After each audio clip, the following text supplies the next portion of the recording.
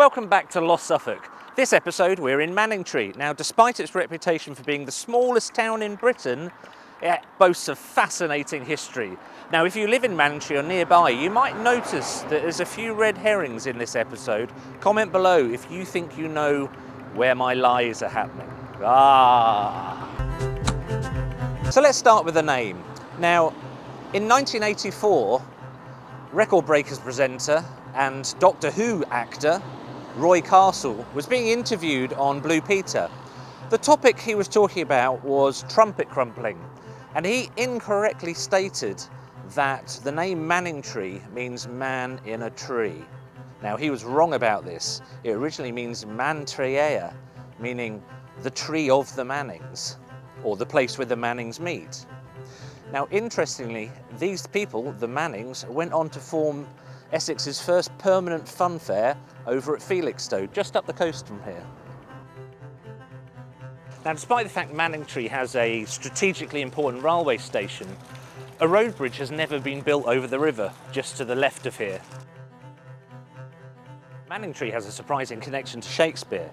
In Henry IV Part 1, Bill Shakespeare actually mentions Manningtree, which is interesting because I didn't know that until today. In 1997, Richard Madeley of This Morning fame came to Manningtree to film an interesting segment. He wanted to prove that a swan couldn't break a man's arm. Unfortunately for Richard, it did break his arm, and it also tussled his bustle. At the end of World War II, all the German submarines that had surrendered were parked just up the river from here. Now, this is why, when Dad's Army was made a few years later, they changed the original name of Captain Mainwaring. His original name on the script was Captain Manningtree, but they thought the fact that the World War II subs were parked near Manningtree would be in poor taste, so his name was changed to Captain Mainwaring. And look at the camera. Somewhere near here is Manningtree's first fire station, first and only fire station, but despite my research, I haven't been able to find it. So let's head on into the town. Many of the houses in Manningtree are timber framed, and a lot of these were built using timbers from ships that had travelled all around the world. When the ship was no longer seaworthy, they'd take the largest timbers out and use them to build buildings like this. At least that's my guess. This building, which is now a funeral director's, was the childhood home of legendary England footballer Martin Bright. Unfortunately, the blue plaque, which used to be here, was stolen in 1984 by art thieves. It's currently believed to be in a private collection in Bolivia. Now, it might surprise you to know that Manningtree used to have a lighthouse, but it was lost in a bet and was moved brick by brick to nearby Aldeburgh. Now, it used to stand just here, as this artist's impression shows. This is the former site of Death's Bakery. Now, contrary to popular local belief, Death's Bakery wasn't actually started by Death. It was started by a Victorian street urchin from London called Rudolph Broomhilder, who snuck himself away on a train from Liverpool Street and ended up here.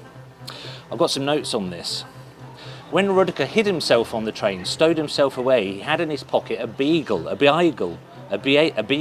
round bit of bread, because he lived in the East End of London. When a local landowner here saw him eating his bagel, he was fascinated and gave Rudolph Broomhilder the money to start his own bakery. But why did he call it Death's Bakery? Well, f*** knows. Despite what you might think, swans don't taste very nice. It was on this very spot that local legendary band Dingus Khan filmed the video for their magnum opus, Knifey Spoony, a single that went on to sell tens of copies. Unfortunately, Dingus Khan split up in 1987 when two of the members controversially left to join the Status Quo road crew. The singer, however, Ben Brown, still lives locally and is now a respected local councillor. So what does that tell you?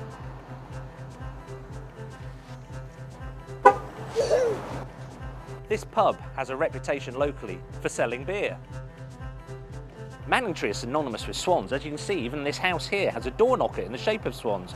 But what you might not know is that there were no swans in Manningtree until 1974. Because in 1974, professional horse botherer Princess Margaret brought the first breeding pair here and introduced them to the mud.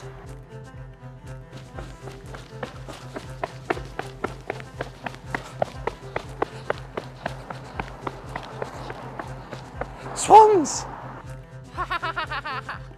Swans. It was the site of Mistley Animal Sanctuary, but now it's not.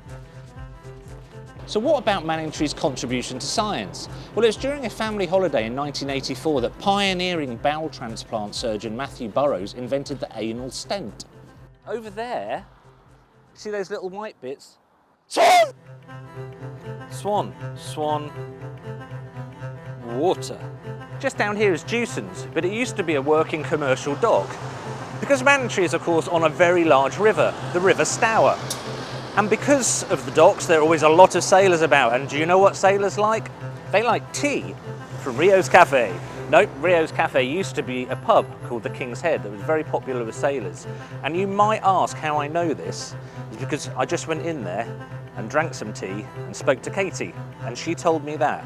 She also told me something about Shakespeare, which is coming next. Angry cobra chicken. I hope you enjoyed this video, and if you fancy visiting Manningtree, I can highly recommend it, but if you do visit, it's really important that you know that from March the 10th, South Street will be closed, and this is March 10th every year. That concludes our visit to Manningtree. I hope you learned something and were entertained. So, what unusual facts do you know about Manningtree? Please let us know in the comments, and also, did you spot the red herrings? Anyway, until next time, I've been Andrew Culture. Thank you for watching. Please like, subscribe, and tell your mum.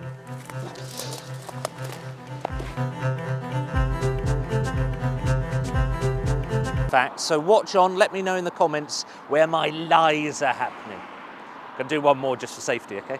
Manningtree is twinned with a Frankfurter.